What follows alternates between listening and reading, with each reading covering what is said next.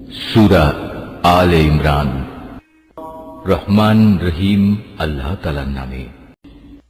নিঃসন্দেহে যারা আল্লাহর নাজিল করা নিদর্শন সমূহ অস্বীকার করে, যারা অন্যায়ভাবে নবীদের হত্যা করে এবং মানব জাতিকে যারা ন্যায় ও ইনসাফ মেনে চলার আদেশ দেয় তাদের হত্যা করে, এদের তুমি এক কঠোর শাস্তির সুসংবাদ দাও। এদের অবস্থা হচ্ছে দুনিয়া আখিরাত উভয় স্থানেই এদের কর্ম ব্যর্থ নিষ্ফল হয়ে গেছে, আর এ কারণেই এদের কোথাও কোনো সাহায্যকারী থাকবে না। হে নবী, তুমি তাদের সম্পর্কে চিন্তা করে দেখেছ কি, যাদের আমার কেতাবের কিছু অংশ দেয়া হয়েছিল, অতঃপর তাদের যখন আল্লাহর কেতাবের সে অংশের দিকে ডাকা হলো যা তাদের মধ্যকার অমীমাংসিত বিষয়সমূহের মীমাংসা করে দেবে, তখন তাদের একদল লোক এ হেদায়েত থেকে মুখ ফিরিয়ে নিল।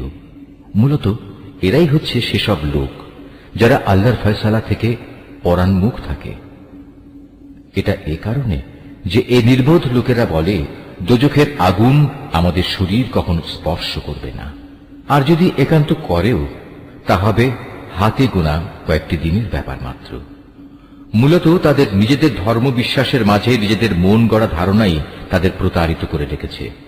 অতঃপর সেদিন অবস্থান কেমন হবে, যেদিন আমি সমগ্র মানব সন্তানকে একত্রিত করব, যেদিন সম্পর্কে কোনো দ্বিধা সন্দেহের অবকাশ নেই।